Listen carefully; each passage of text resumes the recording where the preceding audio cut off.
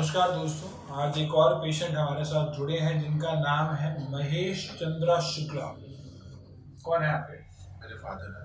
पिताजी आपके फादर को लेकर नहीं आया आज? नहीं, क्योंकि मैं अभी इधर जॉब कर रहा हूँ, तो मैं अभी डेकोरेशन पे आया था, तो मैंने सोचा आपसे मिल लूँ, क्योंकि अदरवाइज मैं ऑनलाइन ही में बोला था और मेरे जीजा जी लेके आते थे। तो हमेशा मैं इन्हीं को बोलता था। और आपके फादर इनके फादर इन लॉ हैं, तो किस प्रकार से अभी फायदा हुआ है पेशेंट को? पहले क्या क्या दिक्कत आ रही है? एक्चुअली तो स्टार्टिंग तो 2018 मई में स्टार्ट हुआ था, तो हमें यहाँ के बारे में तो पता नहीं था, तो हम लखनऊ का जो पीजीआई है वहाँ से मेडिसिन लेते थे। तो सिंस मतलब टिल दिसंबर हमने लिया मेडिसिन, तो खास इम्प्रूवमेंट लगा नहीं। डॉक्टर्स ने भी बोला कि प्रोग्रेसिव डिसीज है और ये बढ़ेगी, आप रोक सकते हो बस। Then we got to know कि हमने दिव्य टीवी कहीं पे तो दिखा था आपका लैब, एंड देन उसके बाद यूट्यूब पे देखा, तो हमें पता चला और कई सारे वीडियोस देखे, तो हमने सोचा कि एक बार सिस्टर से भी डिस्कस किया, तो हमने आपको कॉल किया, कई बार फॉलोअप्स लिए, फिर पता चला कि हाँ मतलब एक बार ट्राई करके देख सकते हैं। देन एक्चुअली दिसंबर में पापा की बहुत ज़्यादा कंडीशन खराब हुई थी। पहले उनका 4 and 4.5 रहता था, देन दिसंबर एंड तक आते आते अचानक से ठंड की वजह से पता नहीं क्या, हमें पता भी नहीं चल पाया, बट उनको सेलुलाइटिस और बहुत सारी प्रॉब्लम्स बढ़ गई, एंड अचानक से उनका प्रेगनेंट शूट कर गया 6, देन 7, हॉस्पिटलाइज हुए तो 8.5 तक पहुंच गया। देन हम बहुत डर गए थे, तो उसी टाइम पे जब पापा एडमिट थे, उसी टाइम पे हमने यहाँ पे फॉलो किया, तो बोला कि डॉक्टर्स ने बोला वहाँ डायलिसिस करानी पड़ेगी। तो मैंने आपसे बात की और भी लोग यहाँ पे जो आपकी कोलिग्स या है उनसे बात की, तो उन्होंने बोला कि आप अगर डॉक्टर्स बोल रहे करा लो, बट मीन टाइम हमारी मेडिसिन स्टार्ट कर दो। तो मैंने जीजा जी से बोल के मेडिसिन मंगवाई, विद इन वो डिस्चार्ज हुए 5 to 6 जनवरी। देन उसके बाद जनवरी एंड तक आते आते फिजिकली इम्प्रूवमेंट हमें दिखने लगा था। हमने टेस्ट तो कराया नहीं था, बट फरवरी एंड में जब हमने कराया तो इनका सीधे क्रेटिनिन घट के 5.5 पहुंच गया, एंड देन उसके बाद से अभी तक थोड़ी बहुत दिक्कत आती है। दिक्कत ऐसे कि क्रेटिनिन कभी बढ़ जाता है, घट जाता है, ओवरऑल अदरवाइज लॉन्ग रन में अगर हम देखें exactly on an average benefit हुआ है। बेनिफिट हुआ। तो ये ब्लड टेस्ट है ना, अभी 3.65 आ चुका है आपका। जब शुरू किया था क्रेटिनिन कितना था? स्टार्ट में 4.8 था जब आप यहाँ पर आए। हाँ, यहाँ पे आया था, दैट इज राइट। तो दिसंबर पे 8.6 हाँ 8. तो वो आप रिपोर्ट कैरी कर रहे हो अभी?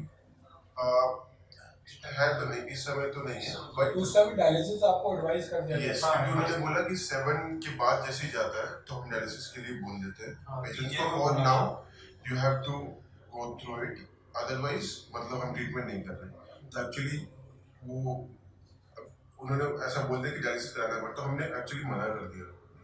तो हमने बोला एक दिन देख लेते उसके बाद कराते, तो फिर नहीं कराया, but eventually at the last doctors ने बोला ठीक है आप डिस्चार्ज करा सकते हैं, is in good conditions now, और इन बिटवीन एक्चुअली मेडिसिन चला। हाँ एग्जैक्टली, बट हाँ वो उनको नहीं पता, लेकिन आपने शुरू कर दी थी। हाँ उन्होंने स्टार्ट कर दी थी। बहुत अच्छे रिजल्ट्स भी आए हैं, बहुत अच्छे चेंजेस भी आए हैं, और तो डायलिसिस के प्रोटोकॉल से टोटली बाहर है, डायलिसिस की जरूरत भी नहीं है।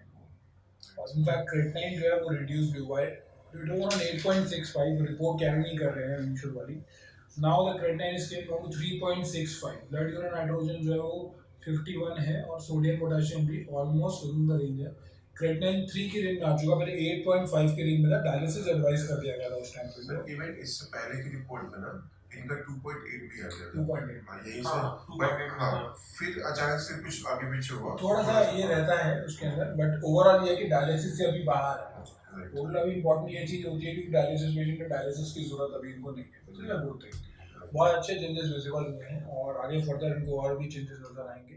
क्योंकि बहुत टेंशन रहती थी पहले, अभी जब से आपसे मैं जुड़ा हूँ तब से एटलीस्ट ये तो हो गया कि हम पुनीत धवन सर हैं, और अगर कुछ बताएंगे तो मेडिसिन एडजस्ट करेंगे और फिर कोप अप कर लेंगे इस चीज से। अदरवाइज क्योंकि हम इतना अनस्टेबल थे कि क्या होगा कैसे हुआ, अभी वो माइंड ऑफ पीस है, अदरवाइज तो बहुत प्रॉब्लम थी स्टार्टिंग में। तो बहुत दिक्कतें मतलब क्योंकि हम ये सोच रहे थे कुछ ना कुछ तो ऐसा हो कि जिससे एटलीस्ट कुछ तो उनको बेनिफिट हो, बट अभी तो बहुत कुछ है।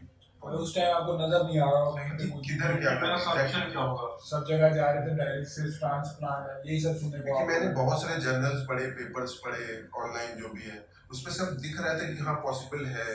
कुछ लोग सप्लीमेंट्स की बात करते हैं, कुछ कैसे करते हैं, बट एग्जैक्ट नहीं मिल रहा था प्लेस जहाँ से मतलब बेनिफिट स्टार्ट हो सके, जो कि यहाँ पे मुझे मिला। So very satisfactory. तो ये है महेश चंद्र शुक्ला जी के सुपुत्र और किस प्रकार से इनको इम्प्रूवमेंट आई है वो बता रहे हैं।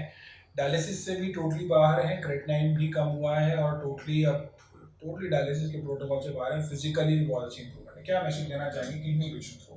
जैसे आप उस समय कंफ्यूज थे और देख रहे थे, इधर उधर जर्नल्स पढ़े, आपने पूरी रिसर्च करी, उसके बाद आप यहाँ पर ऐसे बहुत से पेशेंट हैं जो हुआ जिनके पास इतना रिसोर्सेज भी नहीं होते, सब नहीं होते, तो आप उनको क्या मैसेज देना चाहिए?